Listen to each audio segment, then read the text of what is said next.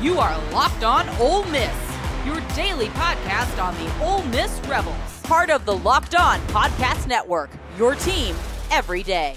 Thanks for making the Locked On Ole Miss podcast your first listen every day. We're free and available wherever you get your podcast, including YouTube. We are part of the Locked On Podcast Network, your team every single day.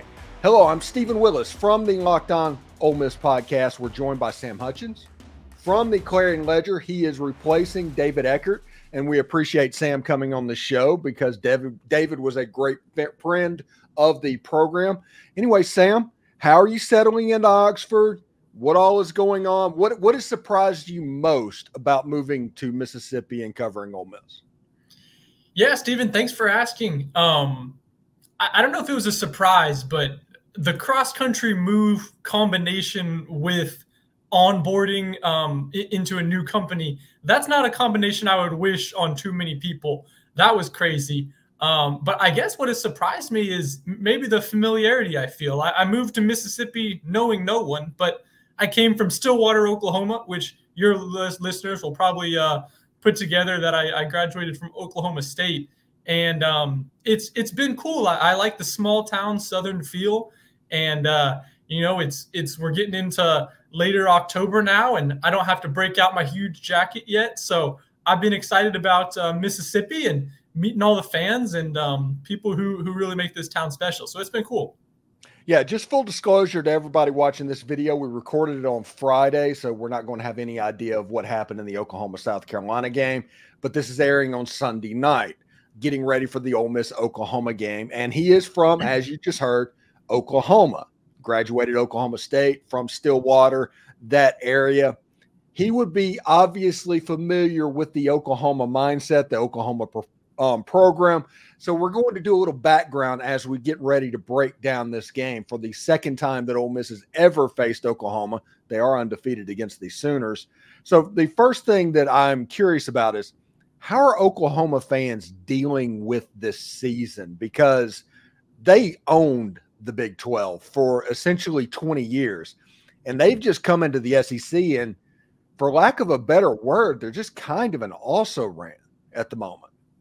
It's crazy to see, I don't want to say a fall off, because it's like when you're going into something new, you can't really fall off, but you're exactly right. Owned is a great word. They were the kings of the Big 12 in a way that Texas was kind of the theoretical challenger a lot of the time, but Texas never really got too much going in the Big 12 when Oklahoma was dominating with Kyler, Baker, go back, Jalen Hurts, however far you want to go back. And now it's almost like that's flipped in the SEC. Not to call Texas the locked-in kings of this conference yet, but it's crazy to I almost think when you evaluate how Oklahoma fans are doing, because it's not great right now. My timeline's still full of them. I have plenty of friends, great friends that are OU fans. And when you evaluate that, you almost have to look at what Texas is doing too, because that changes the mindset of Oklahoma fans so much. So if Texas was struggling just as much in this first season of the SEC, maybe it'd be a little easier to take. But when I had this game circled, Steven, I thought, okay, OU fans are going to want to come to Oxford. It's going to be crazy.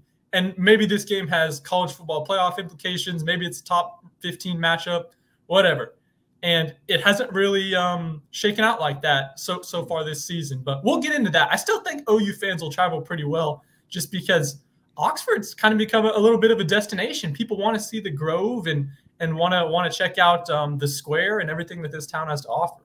I do feel bad for Oklahoma and getting to come to Oxford, and then they get an 11 o'clock kickoff, which means they're going to walk through the Grove and see a bunch of the tents that are like halfway propped up in their non-blow-away form, and it's just not going to be the same thing. And they're going to say, hey, we're not impressed by the Grove. We went down there and saw that. It just wasn't impressive.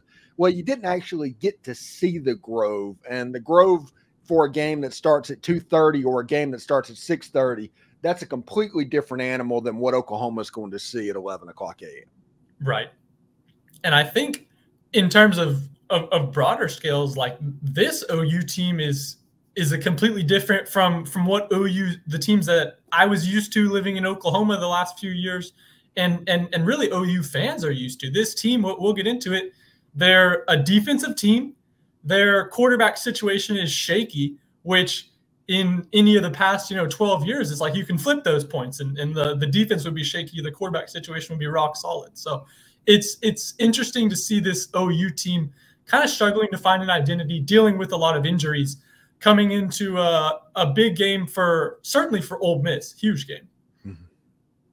Yeah, it's absolutely nuts because Ole Miss has the ability to win all 5 of the remaining games. And I'm going to show you my list of the games that I'm ranking as the toughest games that Ole Miss has in their final 5, but we're going to do that in the next segment. But Oklahoma, it's a little bit different from them. It's almost like Lincoln Riley broke that program, and they masked the fact in the Big 12 that they were deteriorating. And that defense, when he left, was like, we called them Charmin ultra soft. They were unbelievably soft defensively, but they always had quarterback play. They haven't been able to match up the quarterback play recently. Even Dylan Gabriel was kind of okay, kind of not. It's almost as if they still haven't quite recovered from that Lincoln Riley era. That feels about right, Steven. I was there at the last game Lincoln Riley coached in the Big 12 because it was at Oklahoma State. And it felt like something shifted there a little bit with maybe it was overestimated just how difficult it is not only filling in for a guy like Bob Stoops, but what Lincoln was able to do and take that program kind of to the next level. Lincoln never got the national championship that Stoops did, but Lincoln was able to, in a way that people were just hoping he'd be able to pick up the slack and keep it moving, Lincoln was able to elevate that team and get all these #1 picks and stuff. So it was crazy what Lincoln did, and maybe it raised the expectations on Venables to, now Venables is going to come in and install this crazy defense and OU is going to be insane. But that's just the reality of college football these days, is winning and keeping that up is really difficult, especially when you can't settle on your quarterback. So I was a big believer in Jackson Arnold. I thought he would be great. And now he's been benched for Michael Hawkins, a true freshman, where, I'm probably not enough of a ball knower to dictate how good Michael Hawkins will be long-term for OU. But in the short term, a true freshman coming into Vaught Hemingway Stadium, I don't think he'll do very well. So it'll be interesting to see. I'm just from people I trust on the OU beat, it's a conversation. Would OU ever consider going back to Arnold this season? Is Hawkins the guy for the rest of the year? So I think that's probably the sentiment right now. It's Hawkins' show for the rest of the year, good or bad. But there are conversations about, did they move on from Arnold too quickly? I think they absolutely did. I think Oklahoma would be a much better team right now if Jackson Arnold was playing quarterback. But Michael Hawkins, I watched Red River, and honestly, if we're going to be real about it, with him running the football and doing all the stuff like that, it was kind of a harken of a bygone era of OU football, seeing a quarterback that with that kind of wiggle and that type of phone booth quickness. The problem that he has is just seeing what he needs to throw into and handling the offense and the passing side, because running the ball, yes, he's obviously the super athlete that everybody thinks he is. And I guess the big disclaimer, to be fair to any OU quarterback right now, is OU's down, I think when I last checked, their last 5 receivers, whether that's number 4 or 6 coming into Ole Miss, whether they get anyone back, that hurts and that's brutal. The reality is, whenever Baker or Kyler was trotting out there, they always had Sterling Shepard or CeeDee Lamb, or there wasn't a one-man quarterback show for any of those things. And while OU's defense is a lot better, there's a lot missing on the offensive side of the ball for OU right now that will certainly make the rest of the season, I think, very tough in the SEC. Yeah, and also Ole Miss fans need to be prepared. I'm not sure what size band that Oklahoma is bringing, but prepare for Rocky Top levels of annoying hearing that one song over and over again. Yeah, Boomer Sooner is played a ton. Yeah, it's absolutely nuts. Anyway, thank you for watching the Locked On Ole Miss podcast. When we come back, we'll start looking at the final 5 games in Ole Miss's football season and get Sam's opinion on that. Stick around for that. HIMSS is changing the men's health care by providing access to affordable sexual health treatments from the comfort of your own couch. With doctor-trusted ED treatments like chewable hard mints and generics for Viagra and Cialis, at up to 95% less. Hims has an option for you. Their process is 100% online, so there's no need for that uncomfortable doctor visit. Just answer a few questions on their website, and they will have a licensed medical provider determining the right treatment for you. If prescribed, your medication ships directly to you in discreet packaging and is completely free. There's no insurance needed. There's one low price that covers everything from treatments to ongoing care. With hundreds of thousands of subscribers, Hims has helped many men regain their confidence, and they can help you too. Start your free online visit today at hims.com/lockedon. That's HIMS.com/lockedon to explore your personalized ED treatment options. Remember, the products mentioned are chewable compounded products that have not been verified by the FDA for safety or effectiveness. Prescriptions require an online consultation with a healthcare provider to determine if they're appropriate. Restrictions do apply. See the website for full details and important safety information. Subscriptions are required and pricing varies based on the product and the plan. Take control of your performance and get Hims today so you can feel confident when it matters most. Also, hello, NFL fans. You can start the season off with a big return on FanDuel, America's #1 sports book. Ole Miss is a pick'em this week. Well, it was a pick'em last week. We'll see exactly how they go against the Oklahoma Sooners as lines go out. So we'll see exactly how they stack up against the Oklahoma Sooners. So when you have a hunch in the middle of the game, you can check out the latest stats, view latest play-by-play, and much more on the same page where you place your bets. You'll get started with $200 in bonus bets guaranteed when you place your first $5 bet. That's FanDuel.com. All right, Sam, we need to get into, like we talked about the game a little bit. I think this is an excellent actual matchup for Ole Miss.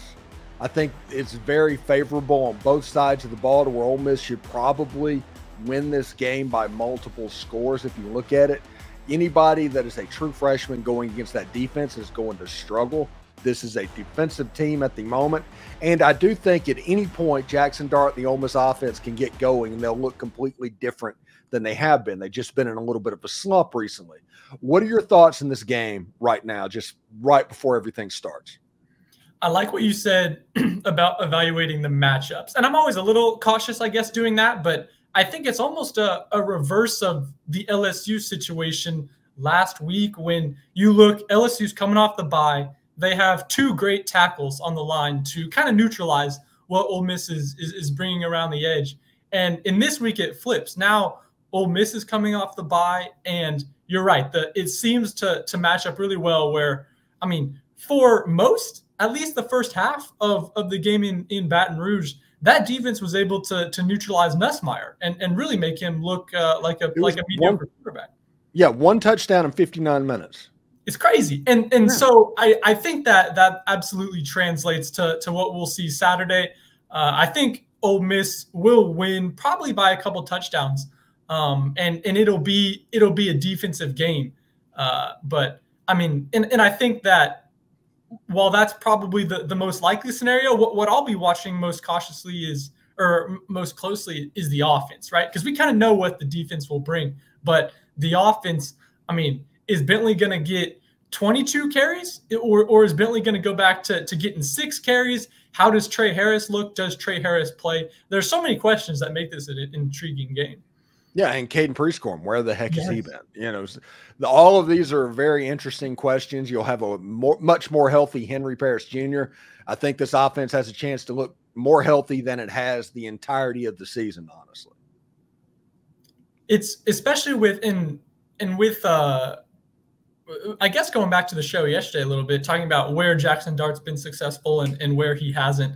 I'll be curious to watch if Ole Miss tries to do maybe more of what was done last year with shorter throws, Prescorn involved, things like that, or if it's back to, hey, you know, throw this post route to Juice Wells or this go ball to Trey Harris, which at times has been certainly successful, but that style of offense was a lot more successful against Middle Tennessee and Wake Forest than it's been against LSU and Kentucky. Yeah, I think it's going to be important for Ole Miss, just period. This isn't about beating Oklahoma or beating Georgia or anything like that.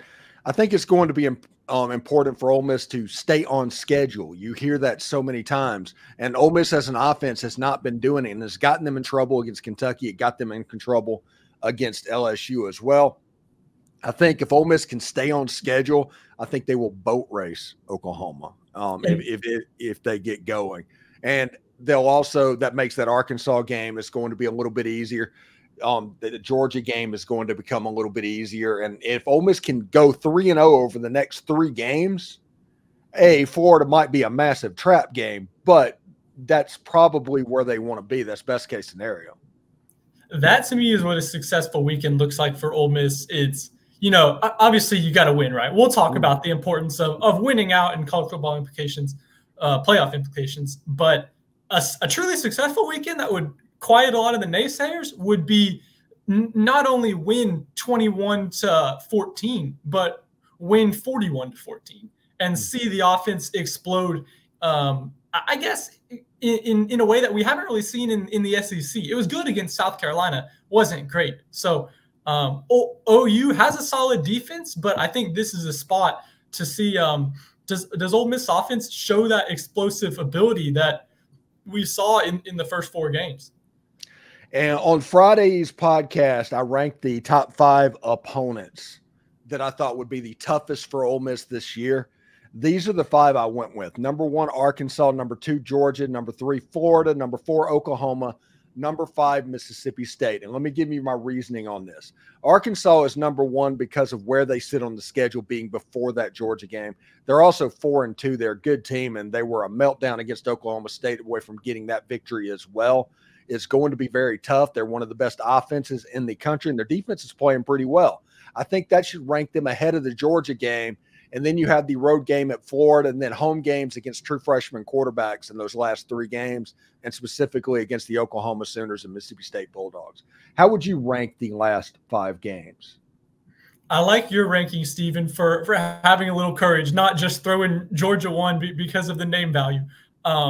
So I'm with you. I think we got to separate this into 2 tiers. There's 3 games that Ole Miss should definitely win. And if they don't beat Mississippi State, Florida, or Oklahoma, then we've wasted our time anyway, talking about college football playoff implications and all that, right?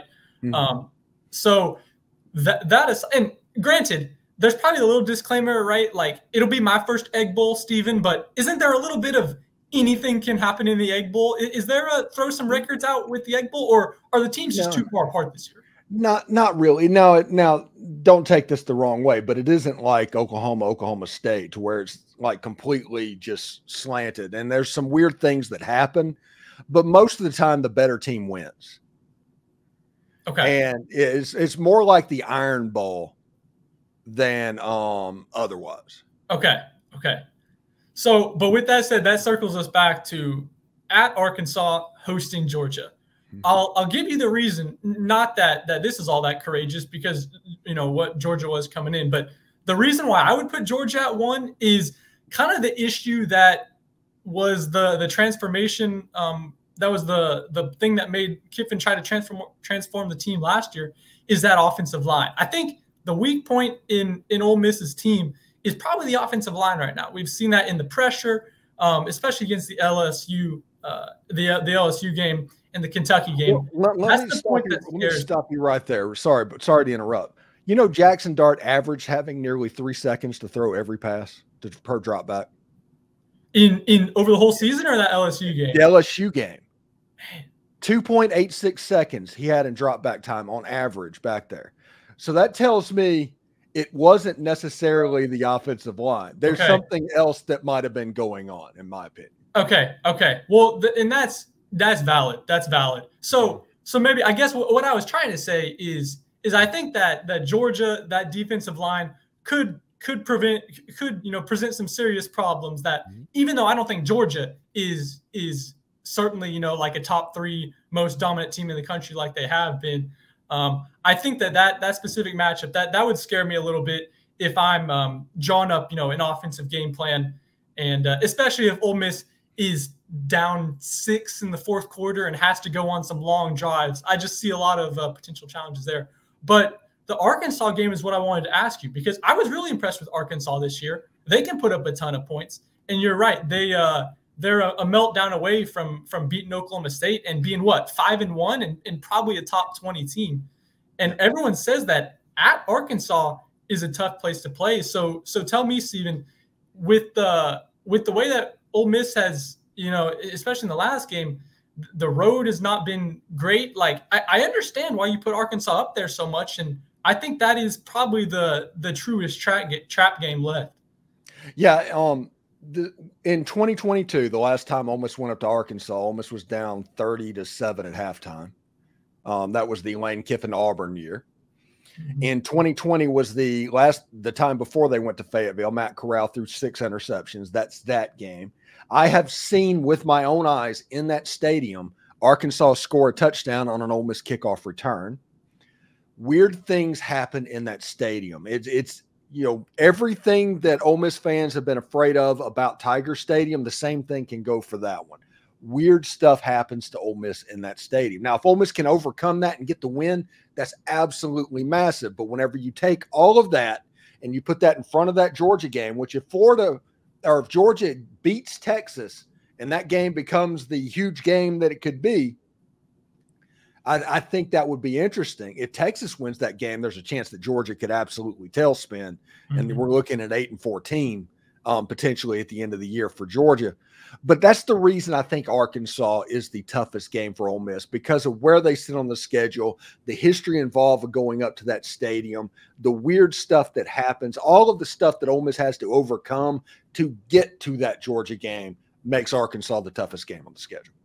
And what I could see playing out, that I wouldn't certainly say about every team, but from what I've seen Ole Miss exhibit, I can see this team winning those 2 hardest games, Georgia and at Arkansas, but also dropping one of the 3 easiest games just because it's so tough week to week. And I almost think that's one of the more plausible scenarios is we spend this season looking back, not so much a what if about Death Valley or a what if about hosting Kentucky, but a what if of, man, Ole Miss, they probably would have gotten in if, they don't drop that late game to Florida or something. Yeah. Not to speak anything into existence, but I think that that's a plausible scenario for this team that has shown the ability to play at the highest of highs, but has also shown some lows.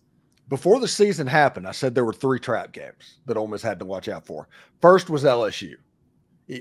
Going into that because of everything, Ole Miss dropped that game.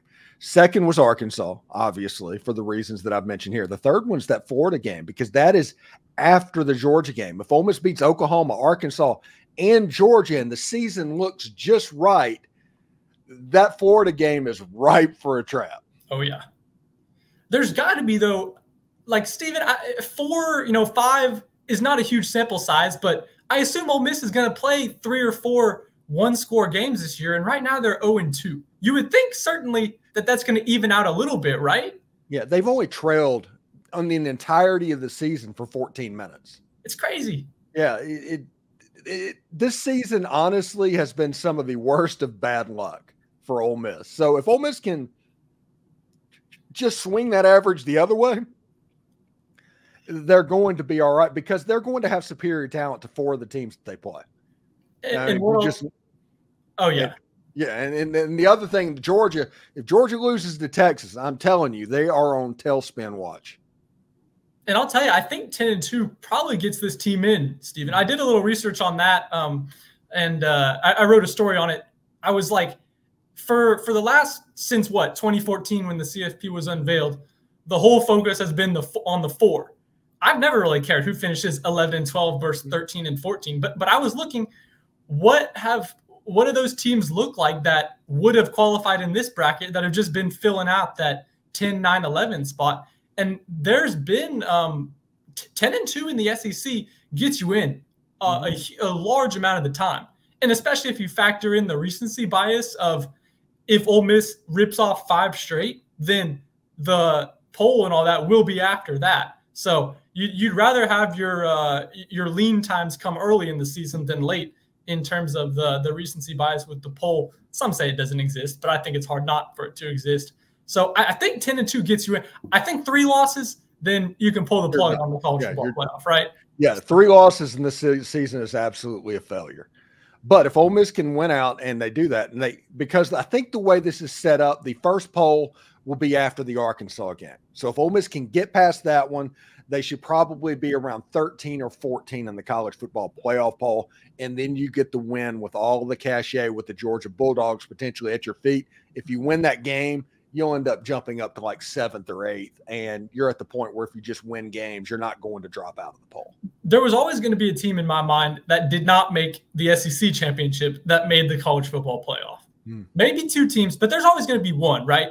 And I think that Ole Miss still has a decent shot to be that team. Thanks again for making the Locked On Ole Miss podcast your first listen every day. We're free and available wherever you get your podcast, including YouTube. We're part of the Locked On Podcast Network, your team every day. Sam Hutchens from the Clarion Ledger. What do you got going on this weekend, bub? I'm actually going down to Hattiesburg. It's not so much of a bye week for me, but I'm covering the Southern Miss game. They're going against Arkansas State. An old SEC friend, Butch Jones, coaches Arkansas State these days. So I'll be going down to cover that game and hopefully eat some good food on the way there. Yeah, there's lots of places to go. And if you get a chance, I don't know if it's still open. It's been a while since I've been there.